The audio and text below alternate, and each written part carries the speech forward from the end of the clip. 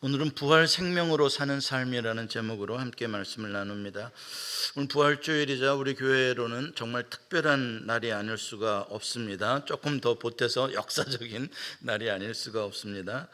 우리가 지난 2년 동안 이 부엘세바 프로젝트를 위해서 기도로 또 여러 가지 물질로 헌신하고 준비했던 이 부엘세바 성전이 이렇게 하나님의 은혜로 아름답게 완성이 되어서 하나님께 올려드리며 또 첫 예배를 드리는 날입니다. 우리 하나님께 감사의 박수 한번 올려드립시다. 하나님 감사합니다. 하나님의 은혜는 언제나 우리가 생각한 것보다 큽니다. 우리는 고난이 크다고 불평할 때가 많이 있지만 하나님의 은혜는 언제나 고난보다 더 크십니다. 고난을 이기게 해주실 뿐만 아니라 고난 가운데서도 우리가 상상하지 못하는 일을 해내시는 것이 하나님의 은혜의 능력입니다. 그게 바로 이 부엘세바 성전이 그 증거입니다. 교회의 머리가 되신 예수 그리스도께서 앞으로 이 성전을 통해서 은혜를 풍성하게 해주실 것을 믿으며 감사와 찬양을 올려드립니다. 또한 한 마음으로 한 분도 낙오되지 아니하고 열심히 헌신해서 이 부엘세바 프로젝트를 이루게 해주신 모든 성도님들께 깊이 감사드립니다. 오늘 읽은 로마서 6장 1절부터 14절까지의 말씀은 기독교 복음의 진수입니다. 에센스입니다. 여러분, 무엇이 복음의 진수이겠습니까? 무엇이 기독교가 모든 종교와 다르다고 말할 수 있는 것이겠습니까? 그것은 바로 우리만이 가지고 있는 새 생명에 있습니다. 기독교의 복음은 최고의 가치는 New Life, 새 생명을 얻는 데에 있습니다. 그래서 구원을 받았다라는 말과 Born Again, 거듭났다라는 단어는 동의어로 쓰이는 것입니다. 그것은 우리가 구원받기 이전의 삶과 구원받고 난 이후의 삶이 근본적으로 다르고 완전히 다르다는 것을 말해주는 것입니다.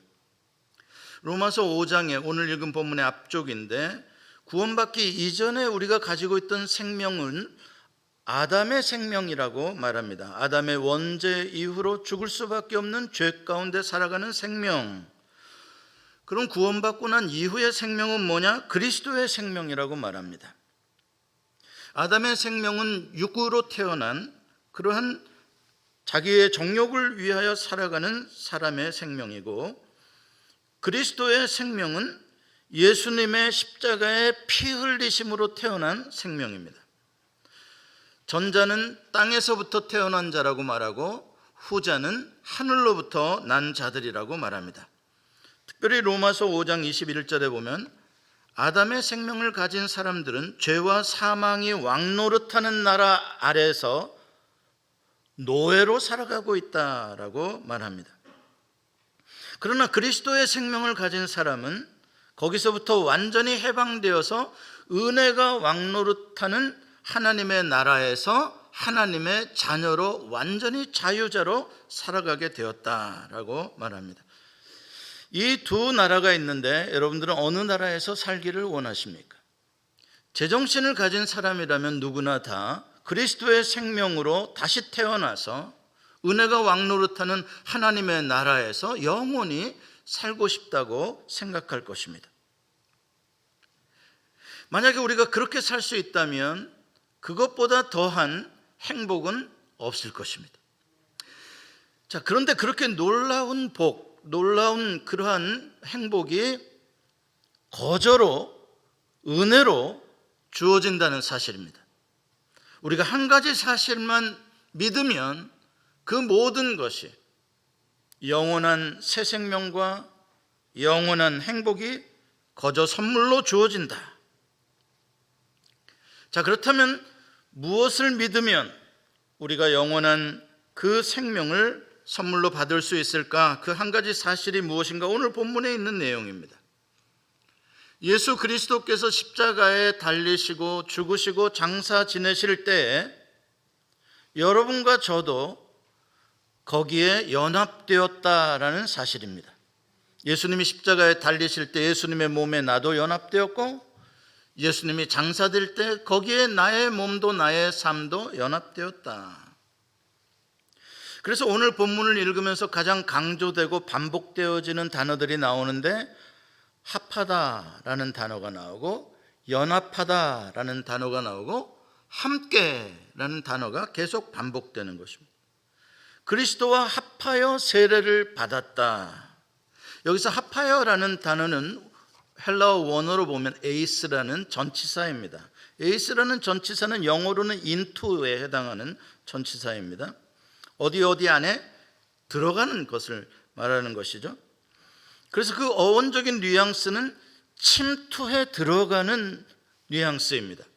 뭔가 스며들어가는, emerge하는 into, 또 penetrate into, 어떤 물체 속에 다른 물체가 이렇게 쑥 들어가는 그런 모습을 말하는 것입니다. 다시 말해서 예수님의 몸에 영적으로 이야기입니다. 우리 자신도 그 속에 들어가 버리는 것이죠. 그래서 하나가 되어서 예수님이 십자가에 못 박힐 때 나도 나의 옛사람 아담의 생명도 같이 못 박혀서 죽은 겁니다. 또 예수님이 무덤에 장사될 때 그때 시체가 들어갈 때 그 시체가 곧 나입니다. 나도 장사되어서 끝난 겁니다. 이러므로써 죄로 살아가던, 죄의 노예로 살아가던 우리는 완전히 거기서 소멸되고 죄와 상관없는 존재가 되었다라는 말입니다. 또한 5절에 보면은 하반절에 이런 표현이 나옵니다. 그의 부활과 같은 모양으로 연합한 자도 되리라. 합하다나 연합하다나 우리말로는 비슷한 말인 것 같지만 헬라어 원어로는 전혀 다른 단어입니다. 여기서의 연합하다라는 단어는 숨프토스라는 단어인데, 이 숨프토스라는 단어는 어떤 뉘앙스를 가진 단어냐면 선천적으로, 후천적으로가 아니라 태어날 때부터 선천적으로 무엇인가와 하나가 되어서 심겨지다라는 것입니다. 심겨지다, 플랜팅입니다. 잘 이해가 쉽게 안 될지 모르는데 예를 들어 이런 겁니다. 돌감람나무가 있습니다. 돌감람나무 씨앗이 있다고 생각합시다. 거기에 참감람나무 씨앗의 DNA를 클로닝을 해가지고 그것을 땅에 씹습니다. 그러면 거기서 싹이 솟아나고 나무로 자랄 때 나오는 건 돌감람나무가 아니라 참감람나무가 자라게 되어지는 것이죠. 그래서 그렇게 새로운 예수님의 부활 생명이 우리에게 접붙여져서 우리가 다시 태어나서 우리의 생명이 예수 그리스도의 부활 생명과 같은 생명이 되었다. 그게 바로 숨프토스에 연합되었다라는 말의 의미입니다. 이것을 고린도전서 15장 42절에 바울은 이런 비유로 말을 합니다. 썩을 것으로 심고 썩지 아니할 것으로 다시 살아나며, 그렇죠? 썩을 것으로 심었다라고 할 때 이게 숨프토스예요. 자, 그러므로 11절에 이런 결론적인 말씀이 나오죠. 같이 한번 읽어볼까요? 시작. 이와 같이 너희도 너희 자신을 죄에 대하여는 죽은 자요 그리스도 예수 안에서 하나님께 대하여는 살아있는 자로 여길지어다. 아멘. 이제 죄의 노예로 살아가던 옛사람 아담의 생명을 가졌던 과거의 나는 죽어버린 겁니다. 그러니까 나에 대해서 청구서를 내밀 것도 없고 더 이상 죄가 나를 좌지우지 왕노릇할 수도 없습니다. 사라졌습니다. 이게 바로 죄와 사망의 권세로부터 자유함을 얻었다, 의롭게 되었다, 구원받았다라는 말이 다 이런 뜻입니다. 그런데 우리가 자주 놓치는 부분이 또한 이 부분입니다.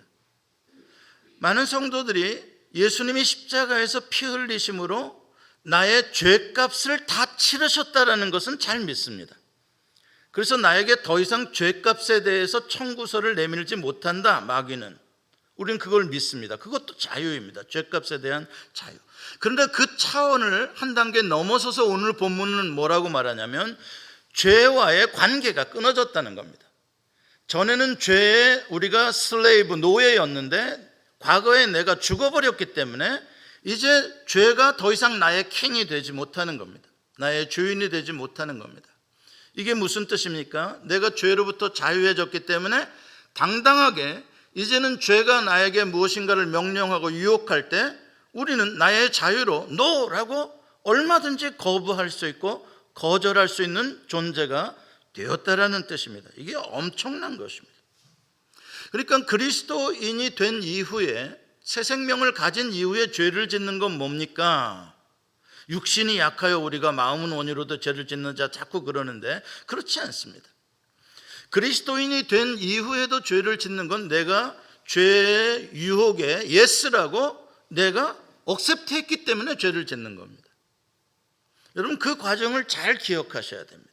이제는 내가 그것을 받아들이지 않고 동의하지 않고 죄가 나를 유혹할 때 거짓말 좀 해도 돼. 그럴 때 no, 난 거짓말 안 해. 난 새 생명이야. 나 거듭난 사람이야 라고 내가 거절하면 더 이상 나를 주관하지 못하고 도망치게 되는 것입니다. 그러니까 지금 우리가 죄를 짓는 건 내가 동의하는 것에 대해서 죄를 짓고 있다는 것을 알아야 됩니다. 그러면 어떻게 되냐? 그 죄는 예수님이 다 죄값을 치루어 주셨습니다. 그래서 우리는 더 이상 죄값에 대해서 값을 치르지는 않습니다. 다만 그리스도인이 된 이후에도 죄를 진 것에 대해서는 성령님이 말할 수 없는 탄식으로 중보해 주시며 우리의 양심에, 우리의 마음에 찔러 주시며 주의 말씀이 우리를 비춰주심으로 회개할 마음을 갖게 하시고 회개한 죄는 또 다시 범하지 않을 수 있도록 도와주시는 것이죠. 이렇게 살아가는 것을 성화라고 하는 것입니다. 그리하여 12절과 13절은 이렇게 새 생명을 얻은 삶을 결론적으로 이렇게 살아라 라고 권면합니다. 같이 한번 읽어보겠습니다. 시작.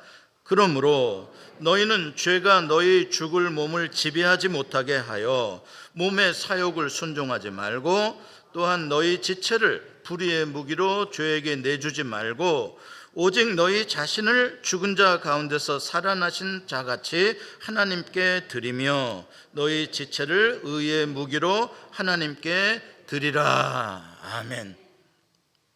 옛날에는 우리의 삶을 불의의 무기로 죄에게 줬다면 노예였었으니까 이제는 너 자유함을 얻었으니까 새 생명의 귀한 생명을 이제 의의 무기로 하나님께 드리는 삶으로 바꾸어 살아라, 그 말입니다. 이 본이 되시는 게 예수 그리스도이십니다. 예수 그리스도의 십자가, 그것은 예수 그리스도의 세례로부터 시작이 됩니다.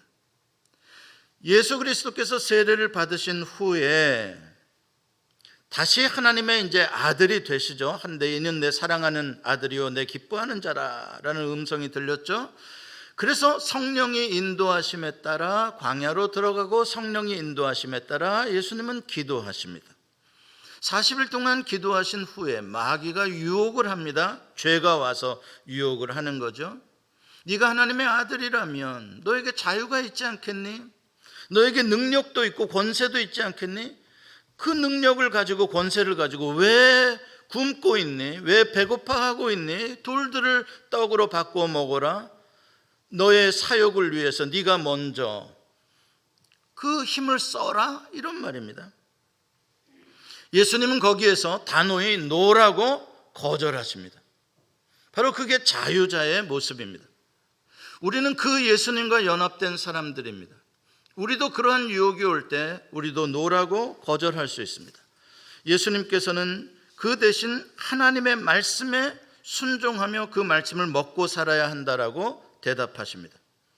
이렇게 예수님의 공생애는 처음부터 맨 마지막에 겟세마네 동산에서의 이 잔을 피하기를 원합니다.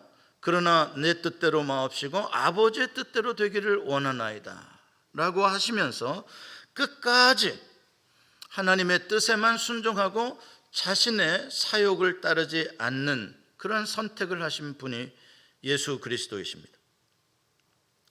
이게 바로 새 생명을 불의의 무기로 죄에게 내주지 않고 의의 무기로 하나님께 드리는 삶의 모습입니다. 이게 바로 여러분과 저처럼 예수님의 부활 생명을 가진 그리스도의 인생입니다. 그리스도인이라면 누구든지 현재 우리들의 삶 속에서 부활 생명을 살아가는 것입니다. 이게 바로 구원론적인 부활이라고 합니다. 제가 좀 신학적인 용어를 썼습니다. 좀 어려운 말일 수도 모르겠습니다. 구원론적 부활. 부활에는 신학적으로 두 가지의 의미가 있습니다. 첫 번째는 종말론적인 부활이 있습니다. 두 번째가 구원론적인 부활입니다. 종말론적인 부활은 여러분들이 익히 잘 아시고 믿으시는 부활의 내용입니다. 그것은 무엇이냐면 예수님이 장차 재림하실 것이고 예수님이 재림하실 때 모든 죽은 자들은 또 산 자들은 다 부활의 몸으로 호련히 변할 것이다. 그것은 우리가 다 믿습니다.